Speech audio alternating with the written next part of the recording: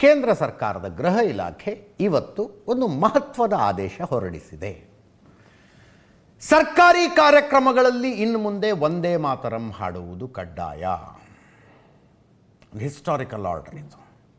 ಹೆಂಗೆ ಜನಗಣ ಮನ ರಾಷ್ಟ್ರಗೀತೆಗೆ ಗೌರವ ಕೊಡ್ತೀವೋ ಅದೇ ರೀತಿಯಲ್ಲಿ ವಂದೇ ಮಾತರಮನ್ನು ಗೌರವಿಸಬೇಕು ಅಂತ.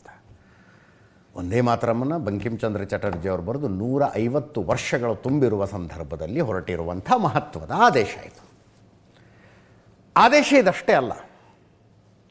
ವಂದೇ ಮಾತರಮ್ಮು ಬಂಕಿಂಚಂದ್ರ ಚಟರ್ಜಿ ಅವರು ಬರೆದಿರೋದು ಟೋಟಲ್ 6 ಚರಣಗಳು. ನುಡಿ ಅಂತೀವಲ್ಲ ನಾವು, 6 ಚರಣಗಳು. ಅದು ಏನೇನೋ ಆಗಿ ನಾನು ಏನಾಯಿತು ಅನ್ನೋದನ್ನು ಹೇಳ್ತೀನಿ. ವಂದೇ ಮಾತರಂ ಹಾಡ್ತಾ ಬಂದಿರೋದು 2 ಚರಣಗಳನ್ನು ಮಾತ್ರ. 2 ಚರಣ. ಸುಜಲಾಂ ಸುಫಲಾಂ ಮಲಯಜ ಶೀತಲಾಂನಿಂದ ಶುರುವಾಗಿ ಸುಖದಾಂ ವರದಾಂ ಮಾತರಂ ವಂದೇ ಮಾತರಂ ಅಲ್ಲಿಗೆ ನಿಲ್ಲಿಸ್ಬಿಡ್ತೀವಿ ಸರ್ಕಾರಿ ಕಾರ್ಯಕ್ರಮಗಳಲ್ಲಿ. ಈ RSSನವರು, RSSನ ಸಂಘಟನೆಗಳಿಗೆ ಸೇರಿದವರು ಪೂರ್ತಿಯಾಗಿ ಹಾಡ್ತಾರೆ. ಅವರ ಕಾರ್ಯಕ್ರಮಗಳಲ್ಲಿ ಎಲ್ಲ 6 ಚರಣಗಳನ್ನು ಹಾಡ್ತಾರೆ. ಇನ್ನು ಮುಂದೆ 6 ಚರಣಗಳನ್ನು ಹಾಡುವುದು ಕಡ್ಡಾಯ. ಆ 6 ಚರಣಗಳನ್ನು ಹಾಡುವಾಗ ಕುಳಿತಂಥವರೆಲ್ಲರೂ ಎದ್ದು ನಿಲ್ಲಬೇಕಾದದ್ದು ಕಡ್ಡಾಯ. ವಂದೇ ಮಾತರಂಗೆ ಗೌರವ ಕೊಡದೆ ಹೋದರೆ 3 ವರ್ಷದ ತನಕ ಜೈಲು ಅಂತ ಈ ಆದೇಶ ಇದೆ. 3 ವರ್ಷದ ತನಕ ಜೈಲು ಅಂತ. ವಂದೇ ಮಾತರಂಗೆ 150 ವರ್ಷಗಳು ತುಂಬಿರುವ ಸಂದರ್ಭದಲ್ಲಿ ಇಂಥದ್ದೊಂದು ಗೌರವವನ್ನು ಕೊಡುವ ನಿರ್ಧಾರಕ್ಕೆ ಕೇಂದ್ರ ಸರ್ಕಾರ ಬಂದಿದೆ. ಸರ್ಕಾರಿ ಕಾರ್ಯಕ್ರಮಗಳಲ್ಲಿ ಕಡ್ಡಾಯವಾಗಿ ಹಾಡಬೇಕು ಅಂತ. ಯಾವ್ಯಾವ ಕಾರ್ಯಕ್ರಮಗಳು ಅಂತಲೂ ಇದೆ. ಅದು ಶಾಲೆಗಳಲ್ಲಿ ಹಾಡೋದು ಕಡ್ಡಾಯ. ಶಾಲೆಯ ಪ್ರಾರ್ಥನೆ ಇರುತ್ತಲ್ಲ, ಆವಾಗ ರಾಷ್ಟ್ರಗೀತೆಗಿಂತ ಮೊದಲು ವಂದೇ ಮಾತರಮನ್ನು ಹಾಡಬೇಕು ಅಂತ. 3 ನಿಮಿಷ 10 ಸೆಕೆಂಡ್ ಆಗುತ್ತೆ ಪೂರ್ತಿ 6 ಚರಣಗಳನ್ನು ಹಾಡಿದರೆ. ಇನ್ನು ಸಿನಿಮಾ ಥಿಯೇಟರ್ಗಳಲ್ಲಿ ಸಿನಿಮಾದ ಆರಂಭಕ್ಕೆ ರಾಷ್ಟ್ರಗೀತೆ ಹಾಡೋದೇನಿದೆಯಲ್ಲ, ಅದು ಆಪ್ಷನಲ್, ಅಂದರೆ ಹಾಕಲೇಬೇಕು ಹಾಗೇನಿಲ್ಲ. ಸರ್ಕಾರಿ ಕಾರ್ಯಕ್ರಮಗಳು, ರಾಷ್ಟ್ರಪತಿಗಳು ಭಾಗವಹಿಸುವ ಕಾರ್ಯಕ್ರಮ, ನಾಗರಿಕ ಪ್ರಶಸ್ತಿ ಪ್ರದಾನ ಸಮಾರಂಭಗಳು, ಶಾಲೆಗಳು, ಇಲ್ಲೆಲ್ಲ ವಂದೇ ಮಾತರಂ ಹಾಡುವುದು ಕಡ್ಡಾಯ. ಹೊಸ ನಿಯಮ ಇದು. ಕೇಂದ್ರ ಗೃಹ ಸಚಿವಾಲಯದಿಂದ ಹೊರಟಿರುವಂಥ ಹೊಸ ನಿಯಮ. 6 ಚರಣಗಳನ್ನು ಹಾಡಬೇಕು, ಎದ್ದು ನಿಂತು ಗೌರವಿಸಬೇಕು. ಇಷ್ಟು ದಿವಸ ಹಾಡ್ತಾ ಇದ್ದದ್ದು 2 ಚರಣಗಳು, 2 ನುಡಿಗಳನ್ನು ಮಾತ್ರ. ಸ್ವಾತಂತ್ರ್ಯ ಹೋರಾಟಕ್ಕೆ ದೊಡ್ಡ ಕಿಚ್ಚು ತುಂಬಿದಂಥದ್ದು ವಂದೇ ಮಾತರಂ. ಆ ಘೋಷಣೆ ಕನಸಿನಲ್ಲಿ ಕೇಳಿದ್ರು ಬ್ರಿಟಿಷರು ಈ ಹಾವು ಕಂಡವರಂಗೆ ಬೆಚ್ಚಿ ಬಿದ್ದು ಎದ್ದು ಕುತ್ಕೋತಿದ್ರು. ಅಷ್ಟರ ಮಟ್ಟಿಗೆ ಸ್ವಾತಂತ್ರ್ಯ ಹೋರಾಟಗಾರರಿಗೆ ಹುಮ್ಮಸ್ಸು ತುಂಬಿದಂಥ ಗೀತೆ ಇದು. ಆ ಹಾಡು ಆನಂದಮಠ ಕಾದಂಬರಿಯಲ್ಲಿ ಬರುತ್ತೆ. ಆ ನಂತರ ಕಾಂಗ್ರೆಸ್, ಆವಾಗಿನ ಕಾಂಗ್ರೆಸ್ ಅದನ್ನು ಕಾಂಗ್ರೆಸ್ ಗೀತೆಯನ್ನಾಗಿ ಅಳವಡಿಸಿಕೊಂಡಿತು. ಮೊಹಮ್ಮದ್ ಅಲಿ ಜಿನ್ನಾ ಅಬ್ಜೆಕ್ಟ್ ಮಾಡಿದ್ರು ಅದಕ್ಕೆ. ಯಾಕೆ? ಅದರಲ್ಲಿ ದೇಶವನ್ನು ದೇವತೆಯನ್ನಾಗಿ ಚಿತ್ರಿಸಲಾಗಿದೆ, ದುರ್ಗಾದೇವಿಯ ರೀತಿಯಲ್ಲಿ ಚಿತ್ರಿಸಲಾಗಿದೆ ಅಂತ. ಅದಾದಮೇಲೆ ಅನೇಕ ಮುಸ್ಲಿಮರು ಅದಕ್ಕೆ ಆಕ್ಷೇಪ ವ್ಯಕ್ತಪಡಿಸೋದಕ್ಕೆ ಶುರು ಮಾಡಿದ್ರು. ನಮ್ಮ ಧಾರ್ಮಿಕ ಭಾವನೆಗೆ ಧಕ್ಕೆ ಆಗುತ್ತೆ ಅಂತ. ಯಾಕೆ ಧಾರ್ಮಿಕ ಭಾವನೆಗೆ ಧಕ್ಕೆ ಆಗುತ್ತೆ? ಇಸ್ಲಾಂನಲ್ಲಿ ಶಿರ್ಕ್ ಅಂತ ಒಂದಿದೆ. What is shirk? ಅಲ್ಲಾಹುವಿನ ಸ್ಪಷ್ಟ ಆದೇಶ, ನನ್ನನ್ನು ಹೊರತುಪಡಿಸಿ ಇನ್ಯಾರನ್ನಾದರೂ ಪೂಜೆ ಮಾಡಿದ್ರೆ ನಿಮಗೆ ನರಕಕ್ಕೆ ಕಳಿಸ್ತೀನಿ ಅಂತ ಅಲ್ಲಾಹು ಸ್ಪಷ್ಟವಾಗಿ ಆದೇಶ ಕೊಟ್ಟಿದ್ದಾನೆ. ಶಿರ್ಕ್ ಅಂದರೆ associating someone else with the god ಅಂತ. ಅಲ್ಲಾಹುವಿನ ಜೊತೆಗೆ ಸಮಾನವಾಗಿ ಇನ್ಯಾರನ್ನು ತಂದು ಕೂಡಿಸುವುದನ್ನು ಅಲ್ಲ ಸಹಿಸುವುದಿಲ್ಲ. ಮುಸ್ಲಿಮರಾದಂಥವರು ಪ್ರಾರ್ಥನೆಯನ್ನು ಅಲ್ಲಾಹುವಿಗೆ ಮಾತ್ರ ಮಾಡಬೇಕು. ಇನ್ಯಾರೋ ನಮ್ಮನ್ನು ಉದ್ಧಾರ ಮಾಡ್ತಾರೆ, ಇನ್ಯಾರಿಂದನೂ ನಮಗೆ ಅದು ನಿಷಿದ್ಧ. ಪಾಪಗಳಲ್ಲಿ ಮಹಾಪಾಪ ಅದು ಅಂತ ಇಸ್ಲಾಂ ಹೇಳುತ್ತೆ. ಈ ಮಹಾಪಾಪವನ್ನು ವಂದೇ ಮಾತರಂ ಹಾಡುವ ಮೂಲಕ ನಾವು ಮಾಡೋದಿಲ್ಲ ಅಂತ ಶುರು ಮಾಡೋದು.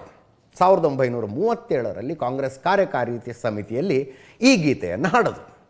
4 ಚರಣಗಳನ್ನು ಕೈಬಿಟ್ಟು ಮೊದಲ 2 ಚರಣಗಳನ್ನು ಮಾತ್ರ ಇಟ್ಕೊಂಡ್ರು. ಕಾಂಗ್ರೆಸ್ ಕಾರ್ಯಕಾರಿಣಿಯಲ್ಲಿ ಇದನ್ನು ಹಾಡಿದಾಗ ಮೊದಲ 2 ಚರಣ ಮಾತ್ರ ಹಾಡಿದ್ರು. 4 ಚರಣಗಳು ಮುಸ್ಲಿಮರಿಗೆ ಬೇಜಾರಾಗುತ್ತೆ ಅನ್ನುವ ಕಾರಣಕ್ಕೆ 150 ವರ್ಷ ತುಂಬತೀಗ ಬಂಕಿಂಚಂದ್ರ ಚಟರ್ಜಿ ಅವರು ಒಂದೇ ಮಾತರಂ ಬರೆದು.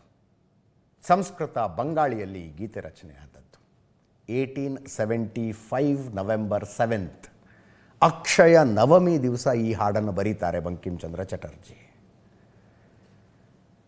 ಸಾಹಿತ್ಯ ಪತ್ರಿಕೆಯಲ್ಲಿ ಪ್ರಕಟಗೊಂಡಿತು. ಆನಂದ ಮಠ ಕಾದಂಬರಿಯಲ್ಲಿ ಒಂದೇ ಮಾತರಂ ಪ್ರಕಟ ಆಯಿತು. 1896ರಲ್ಲಿ ರವೀಂದ್ರನಾಥ್ ಟ್ಯಾಗೋರ್ ಅವರು ಕಾಂಗ್ರೆಸ್ ಕಾರ್ಯಕ್ರಮದಲ್ಲಿ ಈ ಹಾಡನ್ನು ಪೂರ್ತಿಯಾಗಿ ಹಾಡ್ತಾರೆ. ರವೀಂದ್ರನಾಥ್ ಟ್ಯಾಗೋರ್ ಅವರು ಹಾಡ್ತಾರೆ. 1905ರ ಹೊತ್ತಿಗೆ ಒಂದೇ ಮಾತರಂ ದೇಶದಾದ್ಯಂತ ಜನಜನಿತ ಆಗಿಬಿಡುತ್ತೆ. 1937ರಲ್ಲಿ ನಾನು ಆಗಲೇ ಹೇಳಿದ ಹಾಗೆ 4 ಚರಣಗಳನ್ನು ಕೈಬಿಟ್ಟು 2 ಚರಣಗಳನ್ನು ಮಾತ್ರ ಇಟ್ಟುಕೊಂಡು ಕಾಂಗ್ರೆಸ್ ರಾಷ್ಟ್ರೀಯ ಗೀತೆಯನ್ನಾಗಿ ಅಳವಡಿಕೆ ಮಾಡಿಕೊಳ್ಳಲಾಯಿತು. ಬ್ರಿಟಿಷ್ ಅಧಿಕಾರಿಗಳಿಗೆ ಈ ಕಾದಂಬರಿ, ಒಂದೇ ಮಾತರಮನ್ನು ಹೊಂದಿದ್ದ ಕಾದಂಬರಿ ಆನಂದ ಮಠ ಅದು ಎಷ್ಟು ನಿದ್ದೆಗೆಡಿಸಿತ್ತು ಅಂದರೆ ಅದನ್ನು ಬ್ಯಾನ್ ಮಾಡಿಬಿಟ್ರು. 1947ರಲ್ಲಿ ಭಾರತಕ್ಕೆ ಸ್ವಾತಂತ್ರ್ಯ ಬಂದ ನಂತರ ಆ ಬ್ಯಾನನ್ನು ಭಾರತ ಸರ್ಕಾರ ಲಿಫ್ಟ್ ಮಾಡಿತು. 1950 ಜನವರಿ 24 ಜನಗಣಮನ, ರವೀಂದ್ರನಾಥ ಟ್ಯಾಗೋರ್ ಅವರು ರಚಿಸಿದ ಜನಗಣಮನವನ್ನು ರಾಷ್ಟ್ರಗೀತೆಯನ್ನಾಗಿ ಅಂಗೀಕಾರ ಮಾಡಲಾಯಿತು. ಒಂದೇ ಮಾತರಂಗೂ ಸಮಾನ ಗೌರವ ಸಿಗಬೇಕು ಅಂತ ಆದೇಶ ಆಗಿತ್ತು. ಬಾಬು ರಾಜೇಂದ್ರ ಪ್ರಸಾದ್ ಅವರು ಭಾರತದ ರಾಷ್ಟ್ರಪತಿಗಳಾಗಿದ್ದ ಸಂದರ್ಭದಲ್ಲಿ ಹೆಚ್ಚು ಕಡಿಮೆ ಭಾರತದ ಎಲ್ಲ ಭಾಷೆಗಳಿಗೂ ಒಂದೇ ಮಾತರಂ ಅನುವಾದ ಆಗಿದೆ. 6 ಚರಣಗಳ ಪೈಕಿ 2 ಚರಣಗಳನ್ನು ಕಾಂಗ್ರೆಸ್ ಅಳವಡಿಸಿಕೊಂಡಿತ್ತು. ಈಗ 6 ಚರಣಗಳನ್ನು ಹಾಡಬೇಕು ಅಂತ ಕೇಂದ್ರ ಸರ್ಕಾರ ಹೇಳ್ತಾ ಇದೆ. ಕೋಟಿ ಕೋಟಿ ಕಂಠ ಕಲಕಲ ನಿನಾದ ಕರಾಲೆ ಅಂತ ಶುರುವಾಗಿ ಧರಣಿಂ ಭರಣಿಂ ಮಾತರಂ ಒಂದೇ ಮಾತರಂ ಅಂತ ಮುಗಿಯುತ್ತೆ. ಪೂರ್ತಿ 6 ಚರಣಗಳನ್ನು ಹಾಡಿದ್ರೆ 3 ನಿಮಿಷ 10 ಸೆಕೆಂಡ್ ಬೇಕು. ಗೃಹ ಇಲಾಖೆಯ ಆದೇಶ. ಈಗ ಪರ ವಿರುದ್ಧ ಚರ್ಚೆಗಳು ಶುರುವಾದವು.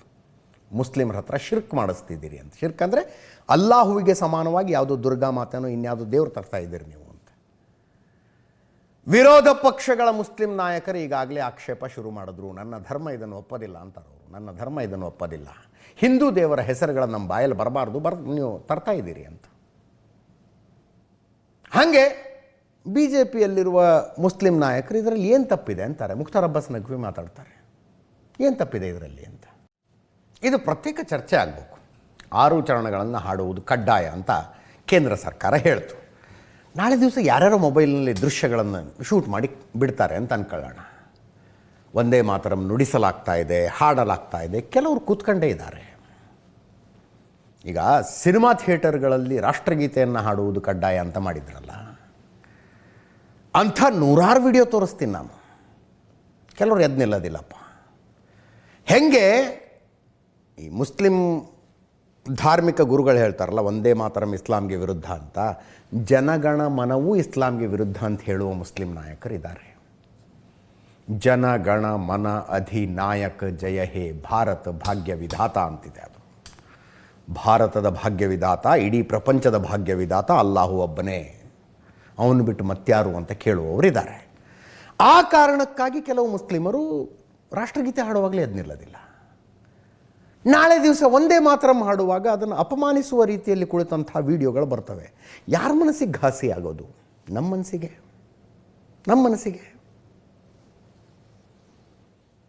ಹೀಗಿದ್ದಾಗ ಪ್ರಶ್ನೆ ಸಂವಿಧಾನದ್ದು ಬರುತ್ತೆ.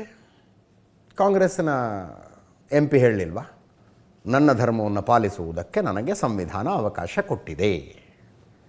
ಧರ್ಮ ಪಾಲಿಸುವುದು ಅಂದರೆ ಏನು? ಒಂದೇ ಮಾತರಂ ಹಾಡದೇ ಇರುವುದು. ಯಾಕೆ ಹಾಡಬಾರ್ದು? ಆಗಲೇ ಹೇಳಿದೆ ನಾನು, ಅಲ್ಲಾಹುವಿನ ಸ್ಪಷ್ಟ ಆದೇಶ ಇದೆ. ನನ್ನನ್ನು ಬಿಟ್ಟು ಇನ್ಯಾರನ್ನೂ ನೀವು ಪ್ರಾರ್ಥಿಸುವಂತಿಲ್ಲ, ಪೂಜಿಸುವಂತಿಲ್ಲ. ಹಾಗೆ ಮಾಡಿದರೆ ನಿಮ್ಮನ್ನು ನರಕಕ್ಕೆ ಕಳಿಸ್ತೀನಿ ಅಂತ ಅಲ್ಲಾಹುವಿನ ಆದೇಶ ಇದೆ. ಆ ಆದೇಶವನ್ನು ಅವರು ಪಾಲನೆ ಮಾಡಬೇಕಾಗತ್ತೆ. ಆ ಆದೇಶಗಳನ್ನು ಮುರಿಯೋದಕ್ಕಾಗೋದಿಲ್ಲ. They are once and final. ಮೊನ್ನೆ ಇನ್ಯಾವುದೋ ವಿಡಿಯೋ ನೋಡ್ತಿದ್ದೆ ನಾನು. ಒಂದು ಪ್ರಶ್ನೆ ಬಂತು. ಅಪ್ರಾಪ್ತ ಬಾಲಕಿಯೊಬ್ಬರ ಮೇಲೆ ಒಬ್ಬ ಹೋಗಿ ಅತ್ಯಾಚಾರ ಮಾಡ್ತಾನೆ, ಇನ್ನೊಬ್ಬ ಹೋಗಿ ಮೂರ್ತಿ ಪೂಜೆ ಮಾಡ್ತಾನೆ. 2ರ ಪೈಕಿ ಅತಿ ದೊಡ್ಡ ಪಾಪ ಯಾವುದು ಅಂದರೆ ಮೂರ್ತಿ ಪೂಜೆ ಮಾಡಿದ್ದು ಅಂತ ಹೇಳಿದ್ರು. ಆತ ತನ್ನ ಸ್ವಂತ ಬುದ್ಧಿಯ ಮೇಲೆ ಹೇಳಿದ್ದಲ್ಲ ಅದು. ಅಪ್ರಾಪ್ತ ಬಾಲಕಿಯ ಮೇಲೆ ಅತ್ಯಾಚಾರ ಮತ್ತು ಮೂರ್ತಿ ಪೂಜೆ 2ರ ಪೈಕಿ ಅತಿ ದೊಡ್ಡ ಪಾಪ ಯಾವುದು ಅನ್ನುವ ಪ್ರಶ್ನೆ ಬಂದಾಗ ಆತ ತನ್ನ ಧರ್ಮಗ್ರಂಥಗಳ ಆಧಾರದ ಮೇಲೆ ಹೇಳ್ದ ಮೂರ್ತಿ ಪೂಜೆನೇ ದೊಡ್ಡ ಪಾಪ ಅಂತ. ಹೀಗೆ ಒನ್ಸ್ ಆ್ಯಂಡ್ ಫೈನಲ್ ಅಂತ ಬರೆದಿಟ್ಟಿರುವಾಗ ಈ ರೀತಿಯಾಗಿ ಕೇಂದ್ರ ಸರ್ಕಾರದ ಆದೇಶಗಳು ಬಂದರೆ ಆ ಆದೇಶಗಳ ಪಾಲನೆ ಆಗದೇ ಇರುವುದನ್ನು ನೋಡಿದಾಗ ಮನಸ್ಸಿಗೆ ಘಾಸಿ ಆಗೋದು ಯಾರಿಗೆ? This is a never ending debate. ಯಾವತ್ತೂ ಮುಗಿಯದೇ ಇರುವಂಥ ಚರ್ಚೆ ಇದು. ಮುಂದಿನ ಸುದ್ದಿಗೆ ಹೋಗೋಣ ಈಗ.